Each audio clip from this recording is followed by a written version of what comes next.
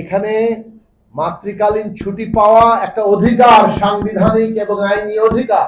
আমরা যদি একটি ফ্যাসিস্ট সরকারের বিদায় করতে পারি, আমরা যদি একটি দানবীয় সরকারকে বিদায় করতে পারি, আমরা যদি দেশের সবচেয়ে বড় মধ্যস্বত্বভোগীকে বিদায় করতে পারি, যার নাম সালমান রহমান,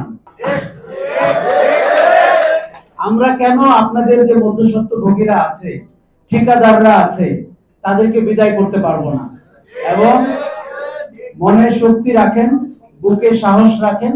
আপনার দাবি যৌক্তিক, আপনার অধিকার আদায় করার আন্দোলন যৌক্তিক, এবং আমাদের সম্মতি দেওয়া ছাড়া এখানে কোনো সুযোগ নাই। আমার কাছে তিনটা জিনিস মনে হয়েছে। প্রথম হচ্ছে যে আমার লোন দাঁড়িয়ে যাচ্ছে আজকের এই ডকুমেন্টটা পড়তে গিয়ে। আগে আমি ভাবতাম যে আপনারা কার লোক, এই পরিচয়ই আপনাদের মূল সমস্যা। এখন আমি দেখলাম ওই পরিচয়টি সবচেয়ে ছোট। কেননা আপনারা একটা চাকরিতে ঢোকার জন্য ঘুষ দেন, মাসে মাসে ঘুষ দেন, বছরবারি ঘুষ দেন। তারপরে সেই লোক আপনাকে 8,000 টাকা দেয়, সে 21,000 টাকা আদায় করে। তারপরে সেই লোককে আপনি ঘুষ দেন। ওই লোক কিন্তু দুই ধারে কাটে, ও নিয়োগকর্তা থেকে কাটে, নিয়োগকৃত থেকেও কাটে, মানে আপনার থেকে কাটে।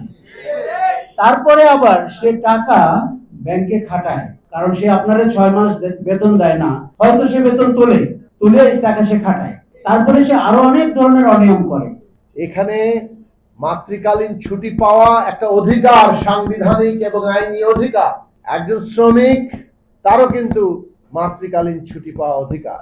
আর আপনি এখানে একজন সিজার অপারেশন হয়েছে, সন্তান হয়েছে, তাকে তো ছুটি দিলেন না, তার চাকরি খেয়ে দিলেন। তিনি অফিসে গিয়ে দেখেন তার জায়গায় আরেকজন ওখানে বসিয়ে দেওয়া হয়েছে। এবং এই যে বসিয়ে দেওয়া হয়, প্রত্যেকটি নিয়োগে 2 লাখ 3 লাখ টাকা ঘুষ নেওয়া হয়। তার মানে ঠিকাদাররা প্রতি পদে পদে যদি একটা লোককে চাকরি থেকে সরিয়ে দিতে পারে, তার কাছ থেকে একটা নগদ লাভ আছে। ফলে চাকরি থেকে সরিয়ে দেওয়া এবং চাকরির ন্যূনতম নিরাপত্তা না তৈরি করা, এটা হচ্ছে ঠিকাদারদের একটা লাভের জন্য খুব গুরুত্বপূর্ণ দিক। আপনাদের চাকরির নিরাপত্তা, নিশ্চয়তা, এটা ঠিকাদারদের স্বার্থের পরিপন্থী। আপনাদের চাকরির নিশ্চয়তা তৈরি হলে ঠিকাদারদের অসুবিধা হবে, এটাই তো।